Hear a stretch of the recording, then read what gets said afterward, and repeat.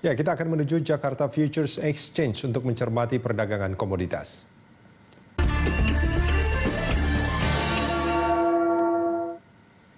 Ya, untuk membahas mengenai perkembangan di pasar komoditas, kita telah terhubung dengan analis dari Trijaya Pratama Futures, Rahman Hendra. Selamat pagi, Pak Hendra. Pak Hendra. Halo, selamat pagi, Pak Hendra. Iya, selamat pagi, Pak Rudi. Baik, terima kasih Pak Hendra sudah bergabung bersama kami. Pak Hendra, ini kalau kita melihat perdagangan komoditas saat ini komoditas apa yang masih cukup menarik? Ya, untuk kondisi pasar saat ini yang tingkat uncertainty-nya masih cukup tinggi, saya rekomen produk-produk atau market yang biasa dijadikan untuk safe haven. Salah satunya adalah market gold ya. Ini seiring dengan data dari JFX, kita lihat volumenya juga masih meningkat, menempati peringkat yang tertinggi ya untuk gold itu sendiri. Oke, baik, selain emas, ada komoditas lain? Energi ya, misalkan? Komoditas lain masih sangat menunggu dari kondisi terkini, dari kebijakan-kebijakan negara, baik domestik di Indonesia maupun di negara-negara lain, negara-negara besar lain yang berencana melakukan reopening ekonomi mereka ya. Seperti di Indonesia sendiri ada rencana wacana untuk melakukan pelonggaran di PSBB-nya. Jadi semua masih menunggu impact-nya, walaupun masih ada pro dan kontra apakah itu terlalu cepat atau tidak. Jadi wajar kalau sebagian investor melakukan aksi wait and see.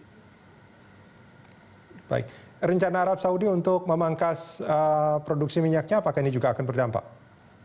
Ya pasti, untuk short period maupun medium pasti akan ada pergerakan di oil itu sendiri, bisa mendongkrak atau mendorong kenaikan harga, walaupun tetap untuk jangka panjang kita masih akan harus melihat dari faktor demand maupun konsumsi global.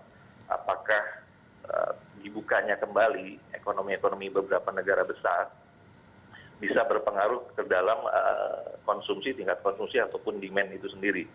Jadi untuk short maupun medium, pengurangan produksi bisa mengakibatkan mendorongnya kenaikan harga itu sendiri. Gitu. Bagaimana dengan kelapa sawit, Pak Hendra?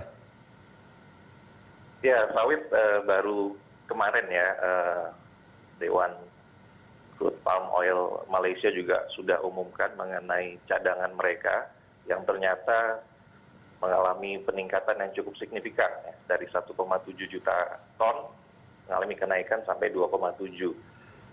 Diprediksi mungkin akan menekan harga crude palm oil di beberapa waktu ke depan, seiring tetap kembali lagi tadi seperti saya bilang, kebijakan mengenai pelonggaran lockdown maupun reopening dari ekonomi itu masih sangat ditunggu oleh para investor, karena akan berpengaruh ke dalam tingkat konsumsi ataupun tingkat permintaan.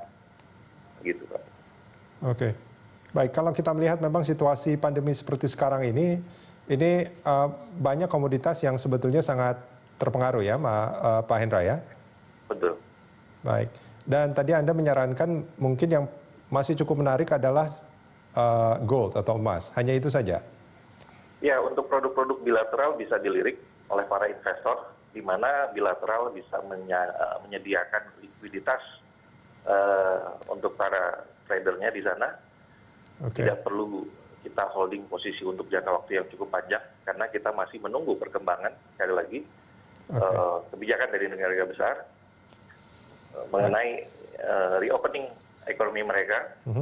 Jadi wajar kalau kita wait and see, tidak perlu tergesa-gesa, walaupun ada produk-produk lain yang mungkin dianggap harganya sudah cukup kompetitif, cukup ekonomis, bisa untuk investasi agak panjang. Tapi saya sarankan sekarang bisa beralih dulu ke produk bilateralnya, derivatif, khususnya di market gold. Ini kalau pelonggaran lockdown berjalan, mungkin komoditas lain seperti kopi juga mungkin akan jadi lebih baik. Betul.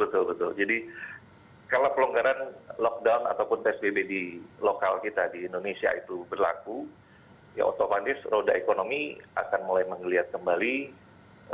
Kita bisa lihat gerai-gerai makanan segala macam dan lain-lain mungkin akan mulai kembali beraktivitas sehingga bisa mendorong tingkat permintaan. Baik. Nah itu kita akan lihat karena juga mungkin pemerintah sekarang masih mengkaji efek yang akan dijalankan, lebih banyak positif atau negatif itu saya rasa pemerintah sedang mengkaji lebih dalam. Baik. Pak Hendra, terima kasih banyak sudah bergabung bersama kami di IDX Opening Bell.